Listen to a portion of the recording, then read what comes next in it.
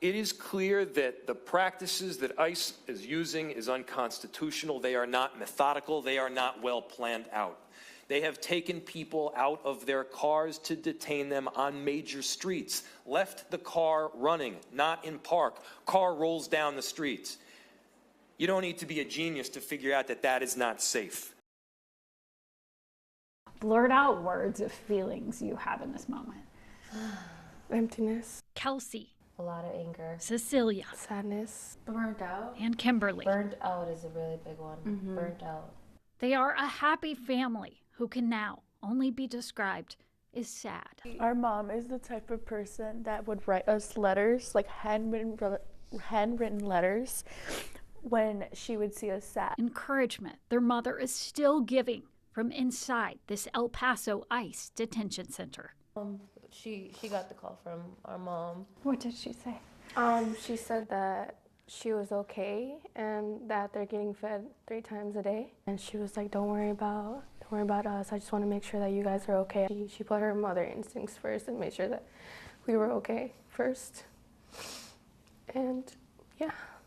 What was it like hearing her voice? It was heartbreaking. Very heartbreaking. I just told her that I loved her and like I missed her. Their father is detained too. He's diabetic. Do you know if he's getting? We don't know. The couple, who've been together for more than 3 decades, are suddenly separated by prison walls. Do you know how they met? Yes. Yeah, in like the 80s. And they started dancing and they clicked. My mom was like, oh my God, he's such a nice person. I really like him. They liked each other and decided to move to the U.S. Mexico's very poor. So this was the land of opportunity. Yes, well, that's what they always hear. Every Hispanic person knows that. Yeah. The American dream. They want to come here. By all accounts, they achieved it, starting a thriving family and a thriving business, cleaning offices. They were actually on their way to work. I think they were, like a mile or 2 away from our house. So they had just left and they got pulled over. ICE arrested them on January 12th in Inver Grove Heights around 6 in the morning. Our parents are not criminals. They've never done anything. Our parents were working with immigration lawyers to try to, for the residency, to get the residency. 5 days before they got detained, our dad sent us the case number saying that they got approved so they can get processed for their naturalization. What in this moment is your hope, your prayer? That they can be returned back to us. Yeah. We just want them home. Yeah. We want them home. Susan Elizabeth Littlefield, WCCO News.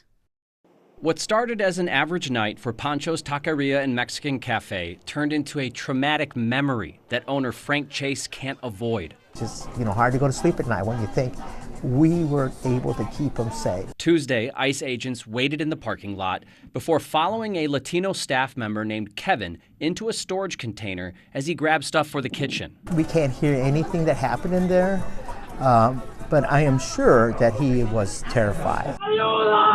What they could hear was the struggle between Kevin and the agents as the father of 2 cried out.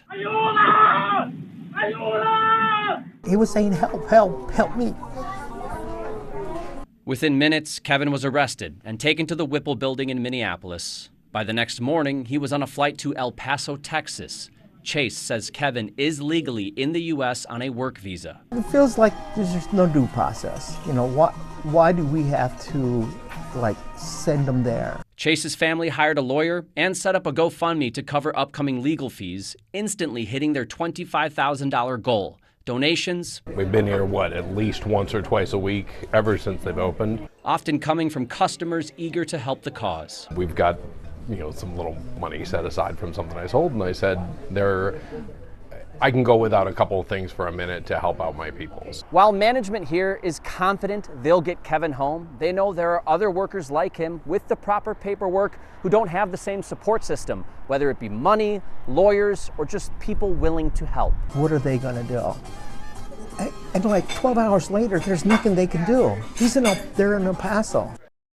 Mohammed Duklev and Hani Dugloff have always been a team. On Saturday, the brothers brewed coffee, but it's rare they have a mission that simple. The Duklovs left Libya in 2014, arriving in Minnesota on visas to seek medical care. They have a rare skin condition called epidermolysis bullosa, or EB. Blisters and the skin can kick off very easy. They've each participated in clinical trials to help others. Handi became one of the faces of St. Paul College on his way to working an IT job. An American dream threatened on January 10th.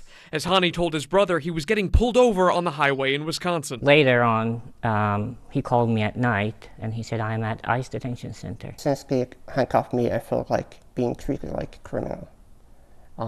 First time having handcuffs on my hands. Hani says ICE brought him to what he described as an overcrowded federal Whipple building at Fort Snelling, immediately running into problems related to his condition. Documents show agents took him to M Health Fairview Southdale Hospital once they realized they were unable to meet his needs, including the fact that he can only eat soft foods.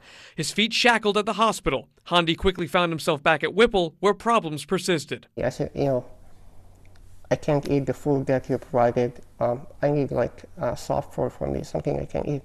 He said, I'm sorry, but this is not a 5-star hotel. That was his response to your medical needs? Yes. The brothers sharing photos of injuries to his skin they say were sustained during detainment. Hani was released on the 15th after posting bond. It's a mix of system failure because Hani followed every single process legally. Hani's status is uncertain, spending nearly 10 years trying to gain asylum. First applying as Libya descended into civil war, a place without the medical infrastructure to keep up with his needs. What happens to you if you go back to Libya? I don't know, but it won't be something that... Gaining citizenship after marrying an American, Muhammad is hopeful his brother will stay, and this team isn't broken up.